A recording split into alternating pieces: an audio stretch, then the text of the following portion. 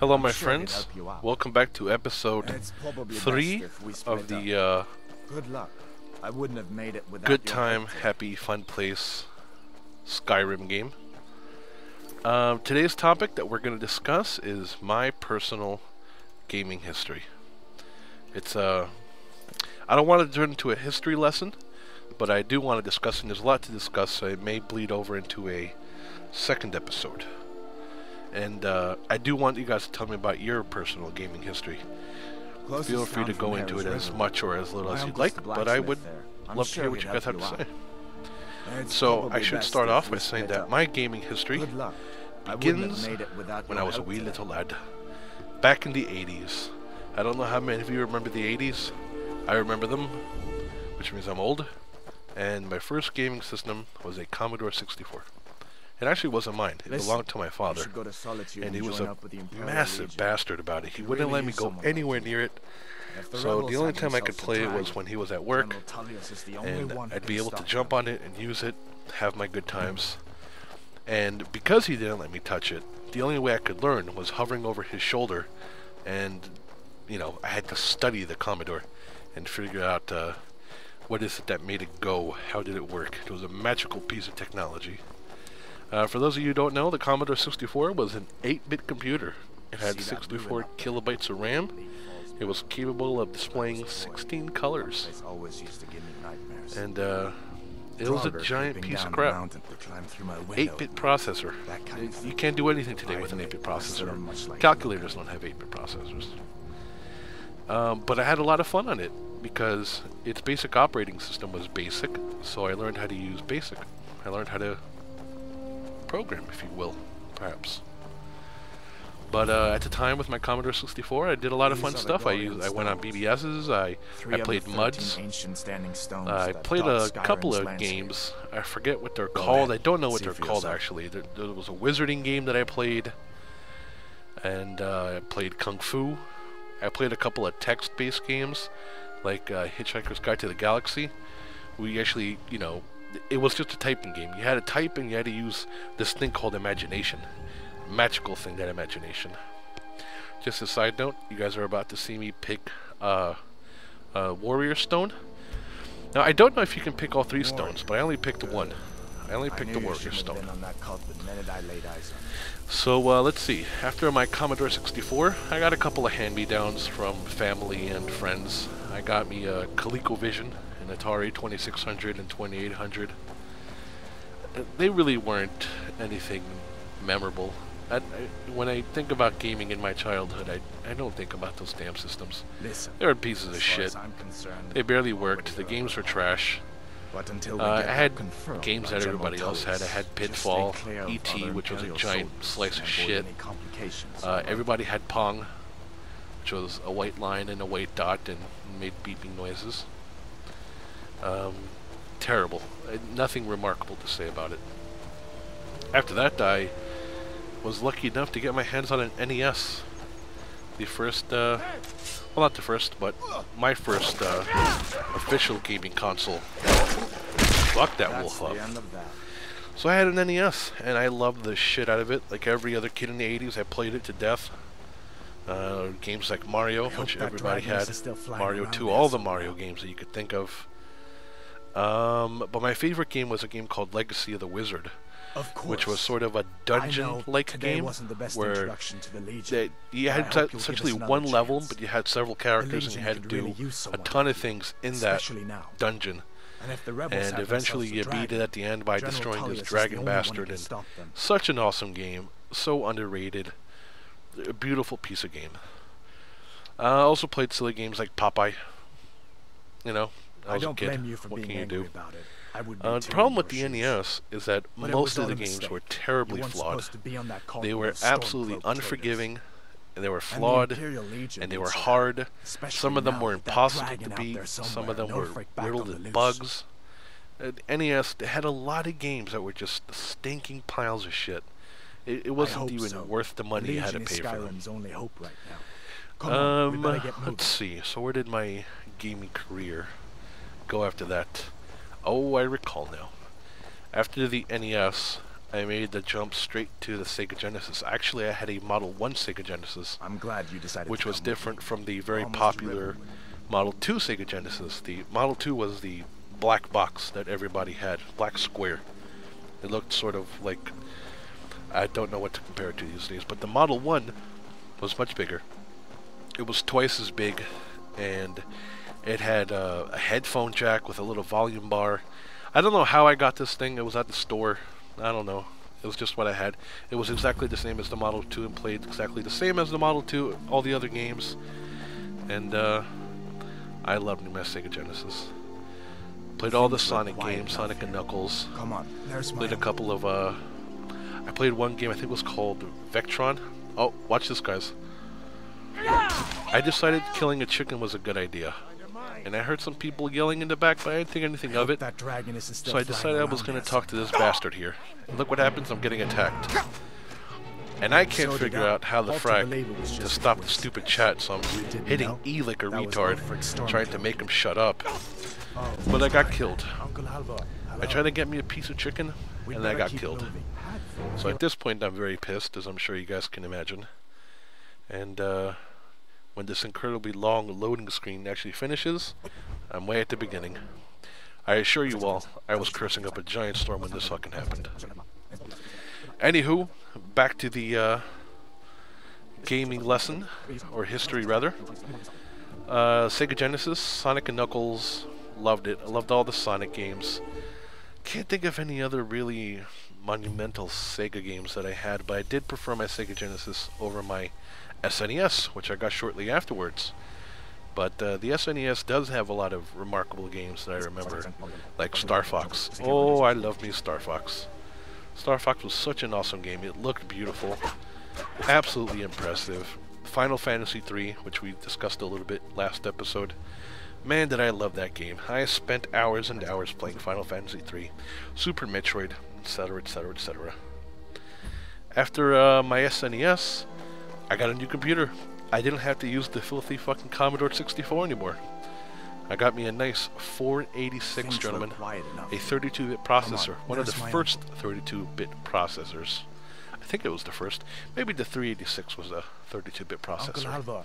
So I jumped from an 8-bit processor to a 32-bit processor. I assure you the power I had in my hands was magnificent. The things I could do, I was limited by nothing, only my imagination. It had 16 megabytes of RAM, 66 megahertz processor.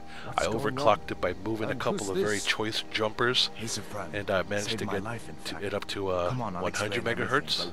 I know, 100 megahertz versus 66. That's quite a very powerful boost right there. In today's gigahertz wars, where processors are between 3 and 4 gigahertz, 100 megahertz sounds like nothing. I assure you, it's powerful. It came stock with Windows 3.0, or at least I bought it with Windows 3.0. Eventually I upgraded to 3.1 and then 95 and 98. Had amazing power. That was the time where I also got a very powerful and fast modem. I got me a 14.4 modem. Holy smokes, was it fast. Which was quite the upgrade from the old 9600 baud that I had for the Commodore. That dragon is still flying around. Big upgrade. Anywho, with the 486 and having Windows 3.0 and all those other old versions of and if the rebels have Windows, dragon, you had to learn DOS. Not yet. If you didn't know DOS, you couldn't do anything. That dragon, so it was quite the, I hope so. Not the challenge, it was a little bit familiar because I already mastered BASIC because of the Commodore 64, so sort of handling DOS was not a big issue. But for those of you who don't know, I mean, if you wanted to play a game back in those days, most of the time it had to be done inside of DOS. You had to launch the game from DOS. Sometimes you got lucky and the game automatically launched itself into DOS, but most of the time you had to go into DOS to operate the game. But for my 486 PC, I played such lovely games like Duke Nukem 3D, the original Doom, Rot, Wolfenstein 3D. I think I played the first Command & Conquer game. Loved my 486. Such an adorable little computer. The processor didn't even need a fan. Processor was the size of your thumb. Tiny little shitty thing. After that, I started getting into the 5th generation gaming consoles.